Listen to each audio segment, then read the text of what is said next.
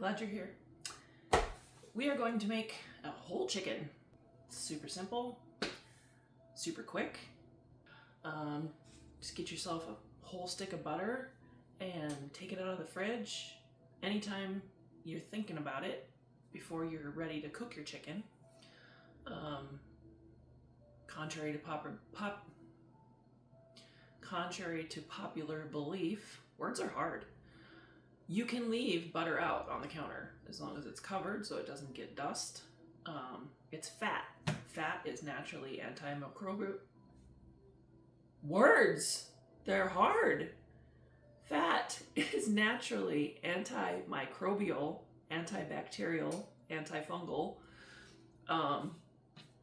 So take it out whenever you're thinking about it and leave it on the counter in its wrapper, and it'll be good and soft for when you're ready to cook your chicken. It's that simple. I took the butter out when I took the chicken out of the freezer. This got soft, chicken got thawed. So let's get started, shall we?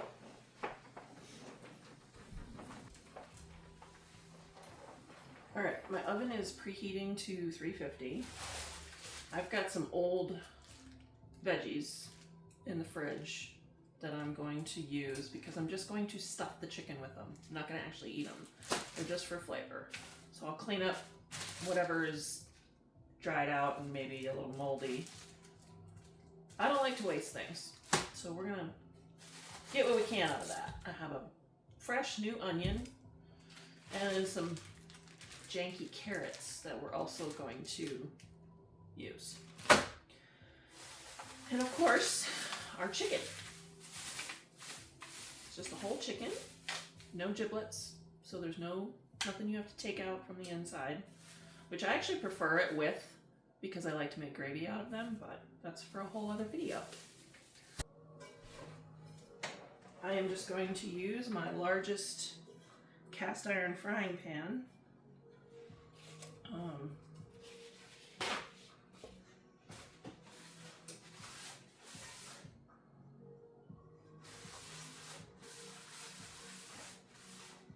I do have a roasting pan on top of my refrigerator, but that would require me pulling it down off the top of the refrigerator. It's very heavy and it's very hard to clean afterwards. So I don't feel like doing all that. So we're just gonna use good old trusty cast iron pan. Yes, you can do that. There's no need to cover meat that has skin. The skin protects the meat. Keep that in mind. So let's grab the dreaded knife. Try not to drop it on our foot this time. That's always a good idea. And I'm just going to slice this onion into thick slices. Place it on the bottom of the pan to rest the chicken on top of. That makes sense. You'll see.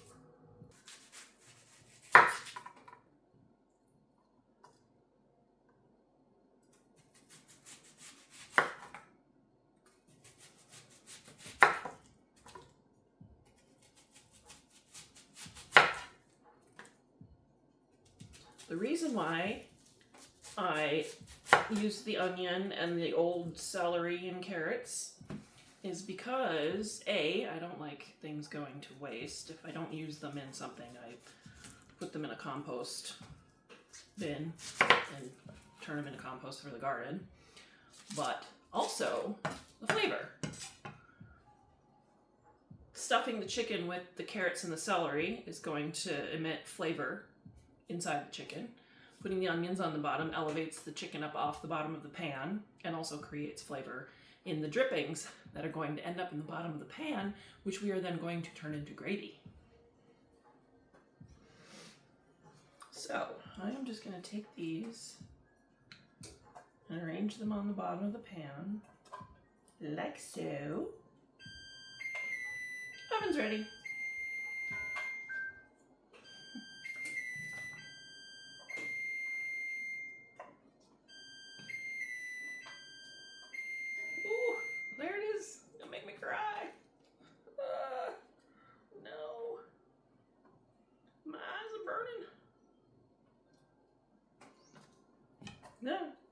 Doesn't have to be perfect. Ah, it's getting me right in the eye. Just a nice layer. Arrange them so they're kind of like so. Okay.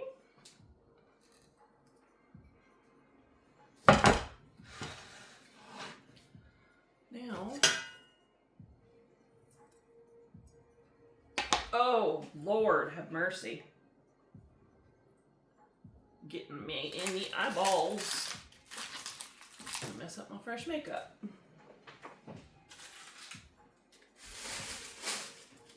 Okay. For anyone who's curious, yes, I have a trash can. I live in a tiny home, and because I'm in a wheelchair, the spot that I would put the trash can up against the wall over here, it would be in my way, wheeling back and forth through my kitchen. So it is over by the door, tucked away behind the counter, kind of, sort of. And I just use a grocery bag, and once it's full, tie it up, and throw it in the main trash can. So, a lot of people think that you need to wash your chicken. You absolutely do not need to wash your chicken. In fact, you're not washing it.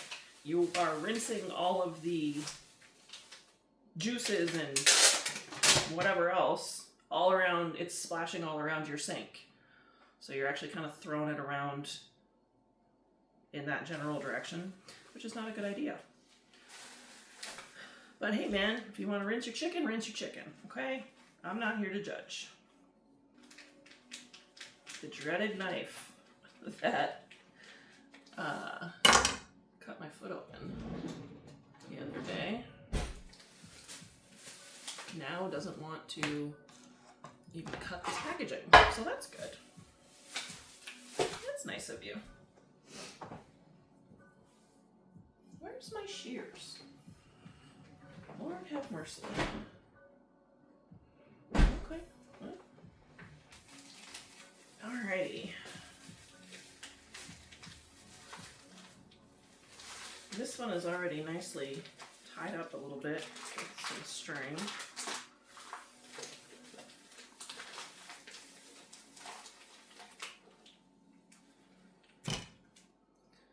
Legs up, because that's where the breasts are. You can cook it upside down too. I've done that before, and man, does the chicken breast come out tender. Wash my hands. Touching raw chicken, always make sure you wash your hands right after you touch it. You want to be spreading that around. If I had $1 for every time I washed my hands in a day, I would have been a millionaire a long time ago. Okay. Now that we got our little chickadee resting on there, I'm gonna just move it over here. Oh! For now, while I see what I can salvage from these.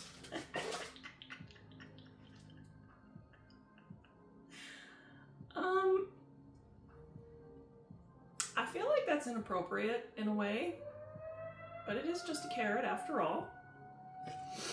So we're definitely going to use that.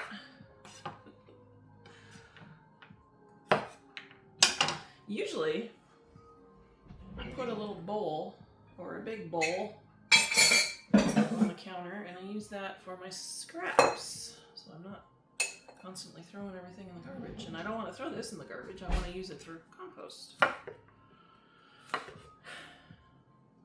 I feel bad even cutting that up. Yeah.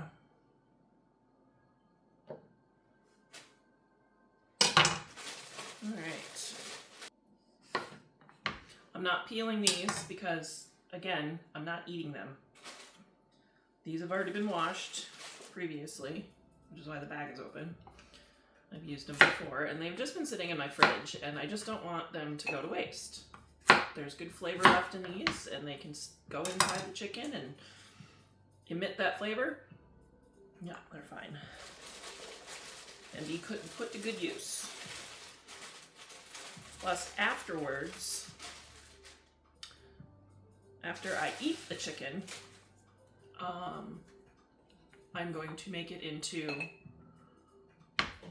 chicken broth. And this will also help because they'll stay inside the chicken. And will give flavor for chicken broth as well. Do not like to waste veggies. They don't grow overnight. And they don't grow effortlessly. Someone had to put work into growing these. Wasn't me, but eventually, hopefully I'll have my own carrots from my own garden. Okay. So, I'm just gonna remove this because I'm gonna tie the legs up myself. I'll show you how to do that as well, obviously. And I'm just gonna pull this out. Make sure there's room in there. And we are going to stuff carrots in the chicken. We're also going to put some in the bottom of the pan, so if some fall in there, it's not the end of the world. You know what? We'll put this guy in the bottom of the pan. I feel like I should name it. Ooh, it's still frozen in there. You heard that? That's what that was. Okay. I've gotten as many carrots in there as I can. Once again, try not to touch my chair. Wash the hands. Salmonella does not sound like a good time. Rather be safe than sorry. Okay. Now, let's see what we can get out of this celery. Been in there for a while. It still smells good. But we've got some rotten pieces. We're not going to use those. Those are going to go in the compost. Anything slimy goes in the compost. So we can just cut this tops off, throw these in the compost because those are kind of nasty. Cut the bottoms off. And just use the rest of it.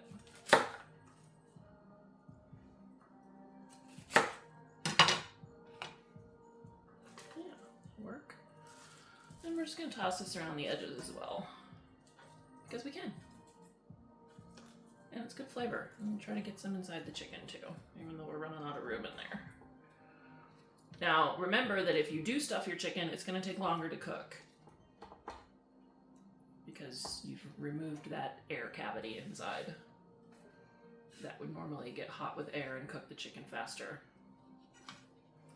Alright. Use that. Salt.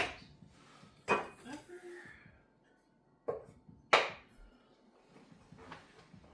Now I normally use herbs like rosemary, parsley, thyme, you know, the typical usual.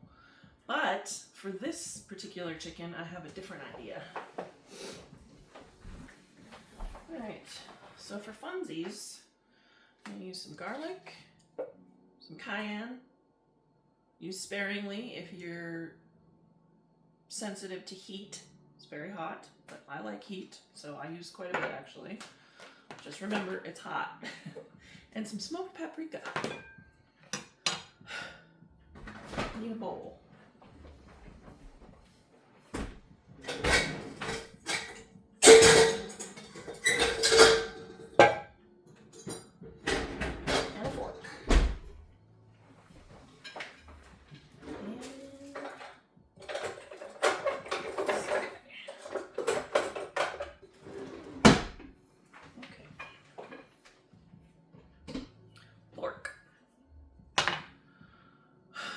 Put our butter in our bowl.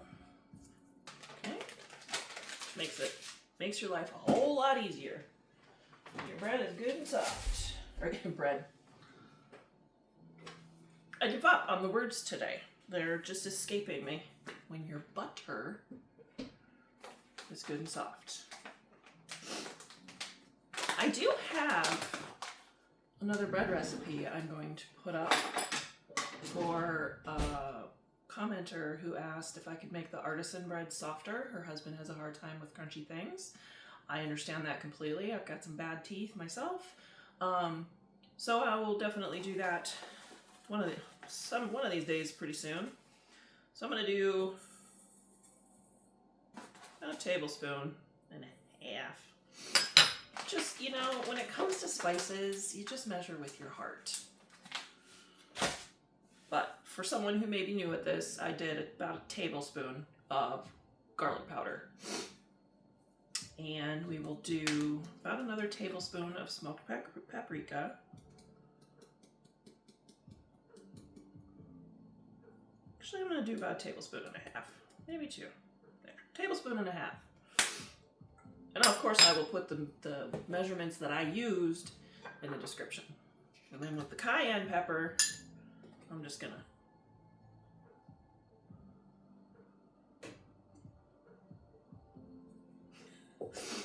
That's a lot. I mean, it comes out fairly slowly, but that's a lot. But I like heat. So with the cayenne pepper, that is optional, obviously, if you don't like heat at all. If you're sensitive to heat, maybe just 1 or 2 small dashes would be plenty. It's quite hot. And then we're just gonna mix it all together.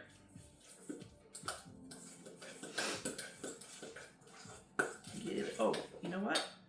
Salt and pepper. Just a little bit of salt. Don't want too much because you don't want it to dry the chicken out. So probably, I'll do 2 pinches because this is going to go over the entire chicken. So just 2 pinches, and then we'll put fresh ground pepper to taste. That's probably about a 1/4 teaspoon. Maybe like a pinch or 2. Oh, it smells good. Love the smell of fresh ground pepper. Did you know that if you smell more than 3 things, you start to go nose blind, where you can't really smell accurately? And if that happens, you can smell coffee beans or coffee, and it will reset your palate. I learned that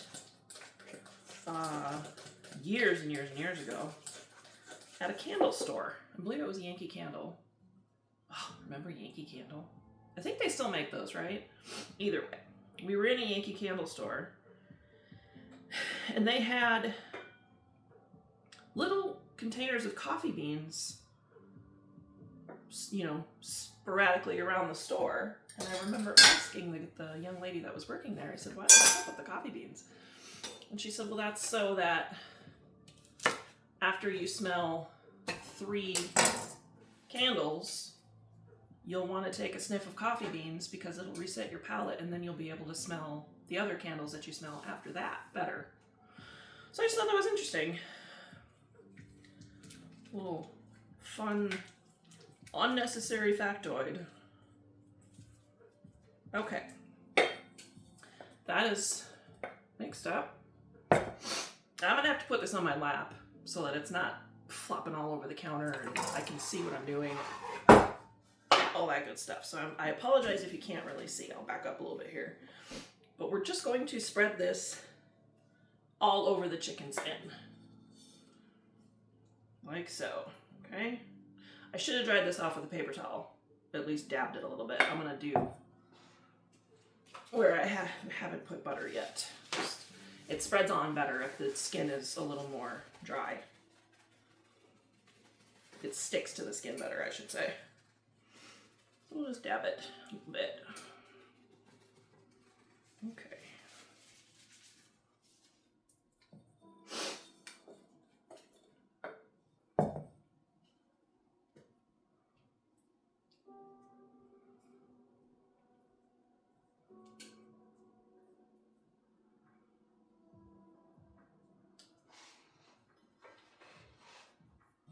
She's a heavy one.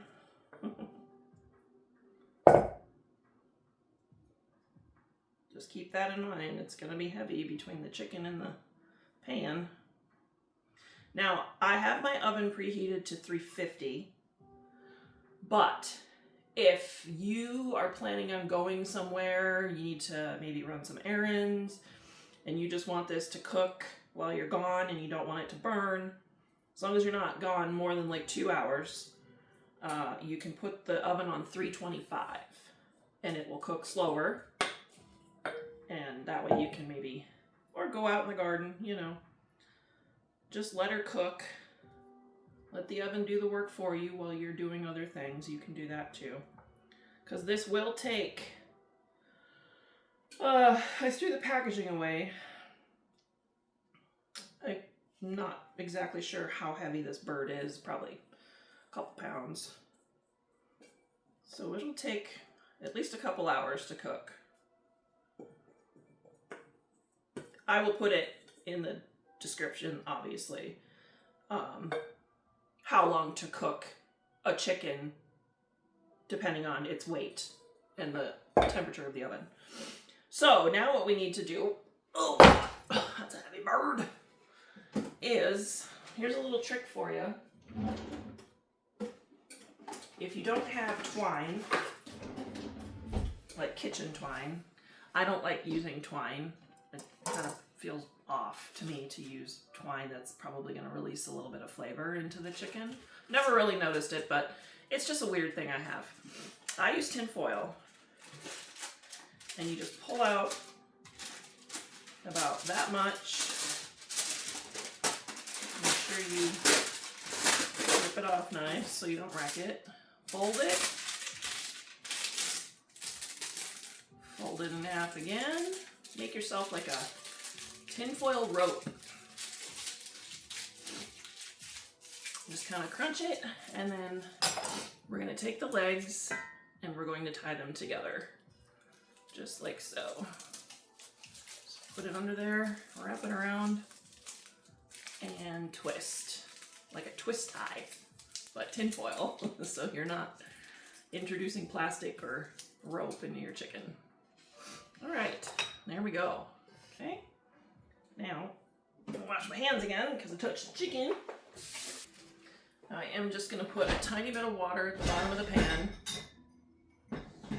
Not a lot, probably about a half a cup. So that there's a little moisture for a little bit of steam in the oven. Yeah. That's 3/4 of a cup. That'll work.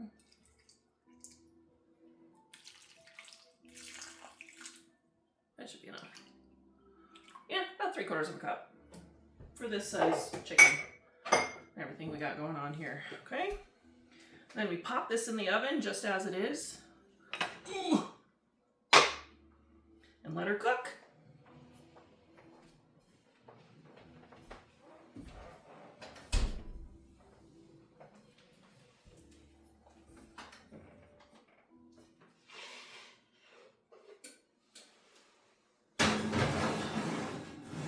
There we go. All right. See you in a couple hours, bud.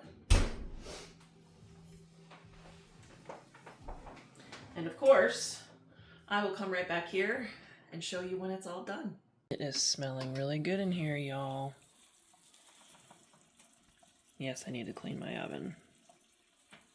But this is 40 minutes in. Yum, yum, yum.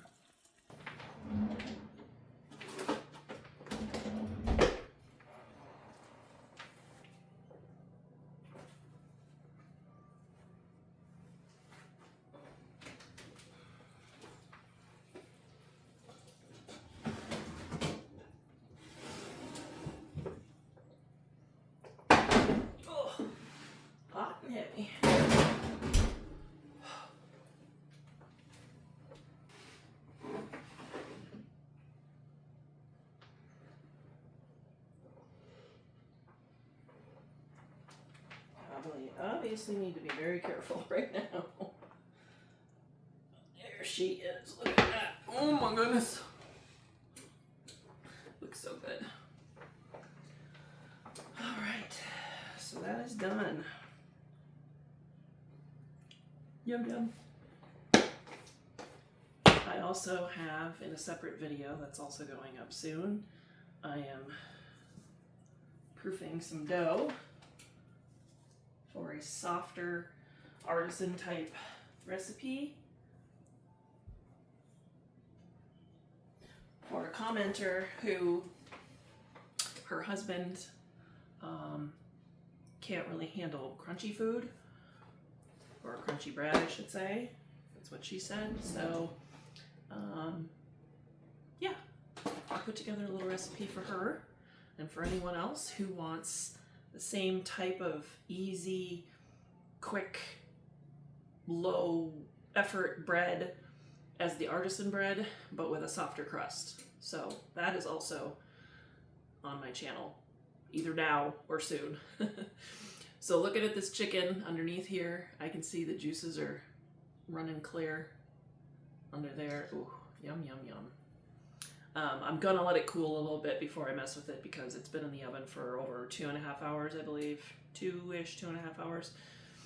And then I'm gonna cut into it and make sure that it's completely done. But it's been in there for a while, so it should be completely done. And it smells like it, and I can see the juices running clear, which is one of the ways that you can tell.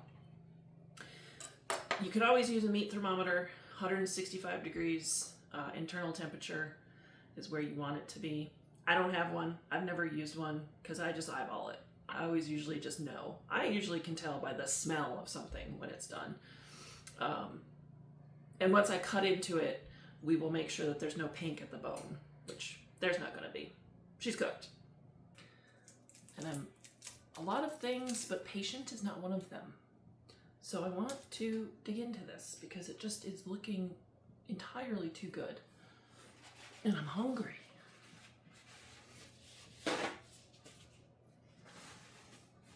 So let's see what we got going on here. I'm gonna try not to touch this pan because that could be really bad.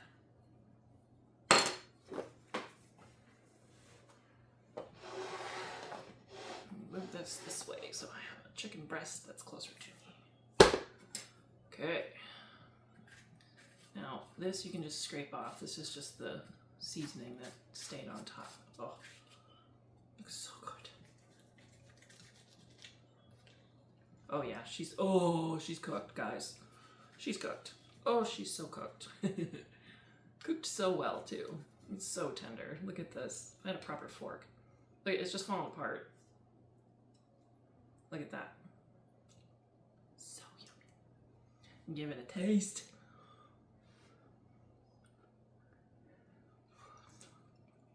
Oh my Lord.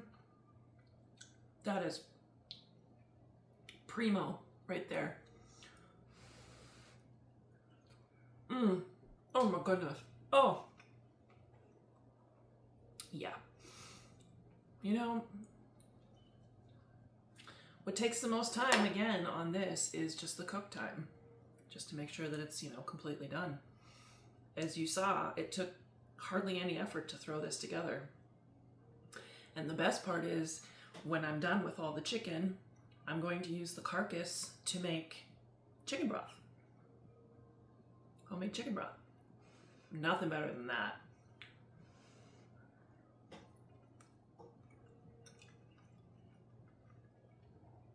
You guys, that is just wrong how good that is. And how much it's literally just falling apart. Look at that. That's when you know it's done. When you can just pull the bone out of the meat, just like that. And I don't care, it's going everywhere because it's going into that delicious sauce that's at the bottom of the pan.